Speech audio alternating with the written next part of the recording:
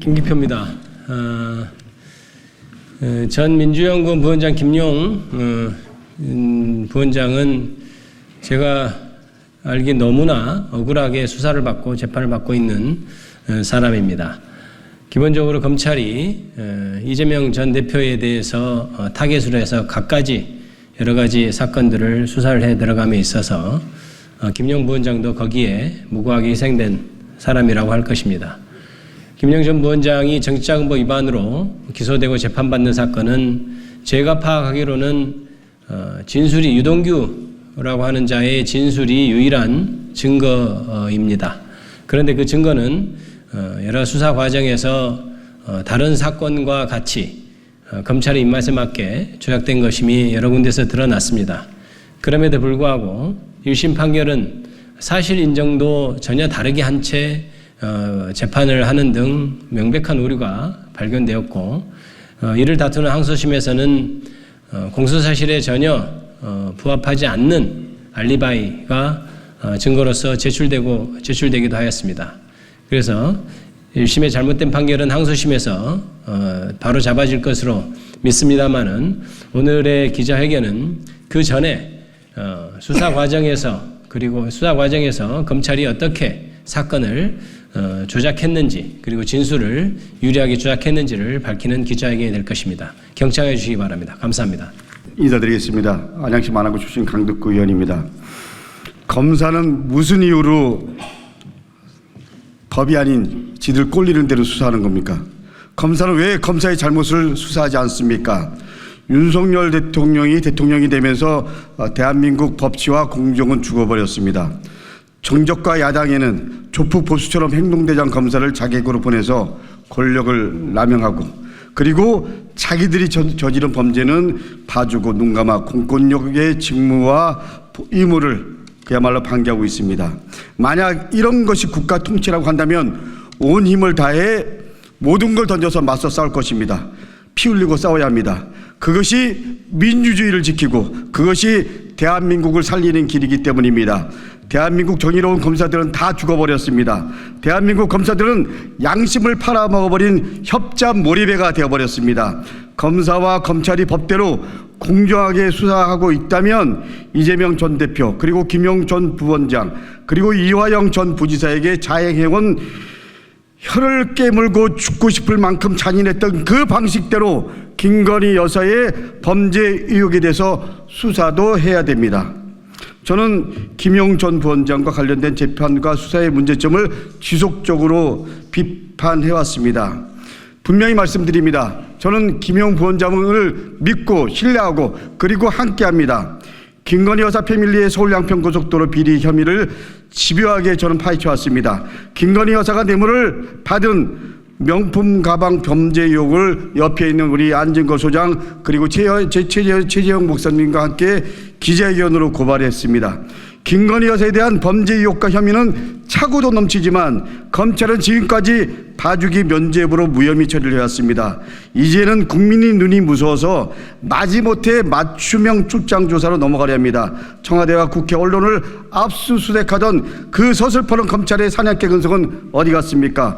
검찰은 자신들의 후한무치한 행동을 반성하고 그리고 부끄러워해야 합니다. 그러나 단 한 명의 평검사도 검찰총장을 패싱한 작태에 대해서 입도 뻥끗한 사람이 없었습니다. 정의로운 검사는 다 죽고 그 죽음 위에 검찰이 썩고 정권이 무너지고 있습니다.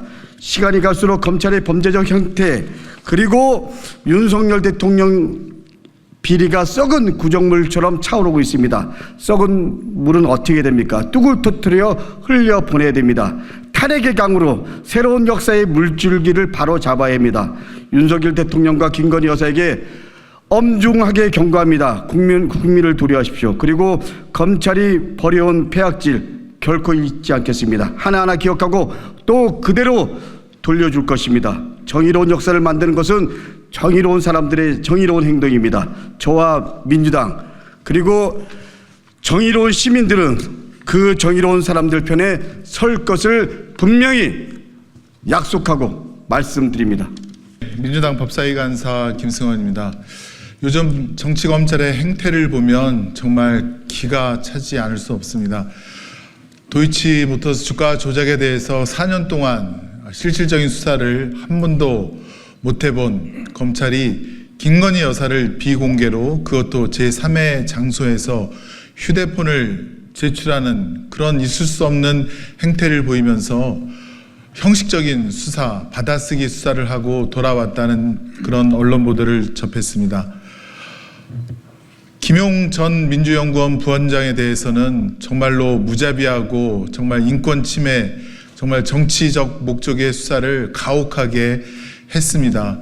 기억합니다. 민주당사를 건국 이래 최초로 야당 단사를 압수수색했을 때 우리 민주당 국회의원들이 똘똘 뭉쳐서 정치검찰의 압수수색에 저항을 했고, 허락도 받지 않고 들어온 그 정치검찰이 나갈 때는 A4 용지 몇 장만을 가지고 바깥으로 나간 것을 기억합니다. 이와 같이 증거도 없고 사실도 아닌 그런 수사를 비틀기 수사, 조작 수사로 했던 정치검찰 행태를 다시 한번 목도하면서 그 주체인 어미준 검사, 강백신 검사도 반드시 국회 법정에 세울 수 있도록 하겠습니다. 지금 탄핵 대상 검사로 국회에 지금 청원이 발의가 되었는데요. 법사위에서는 이들을 좌시하지 않고 이들의 불법적인 공소권을 불법적으로 남용하는 행태에 대해서 반드시 국민의 이름으로 심판할 수 있도록 하겠습니다. 김용 전 부원장님의 그 억울함은, 그다음에 누명은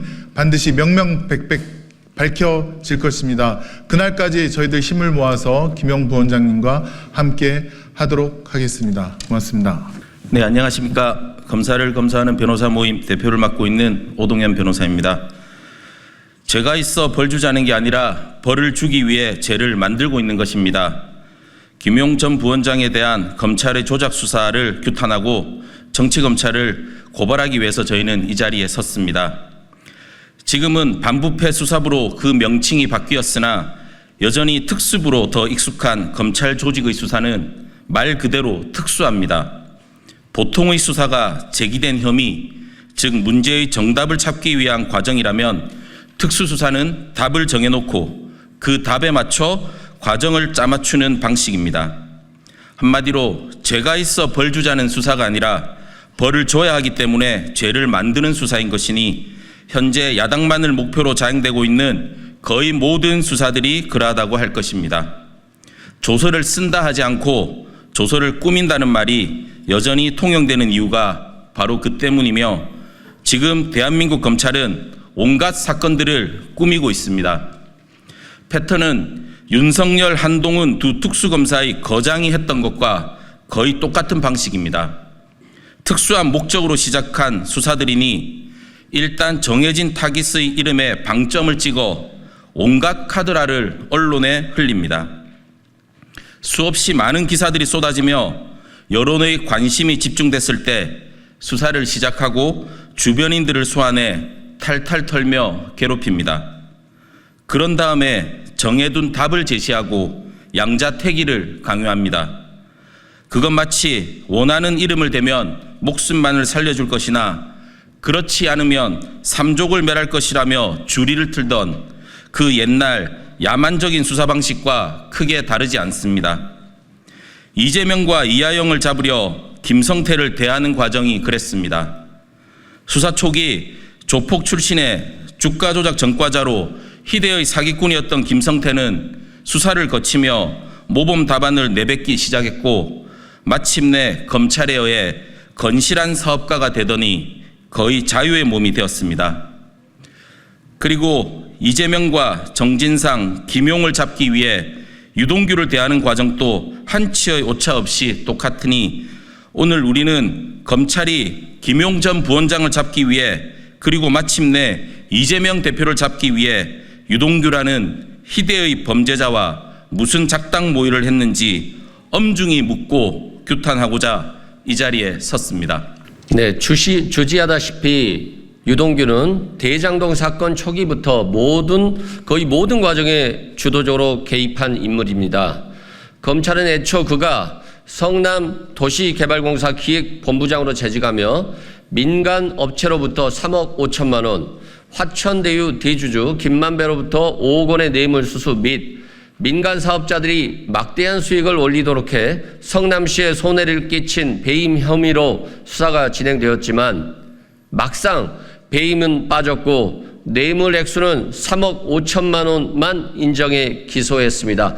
이를 전후하여 유동규는 이 모든 게 다 이재명이 한 일이다 라고 진술을 번복하였습니다.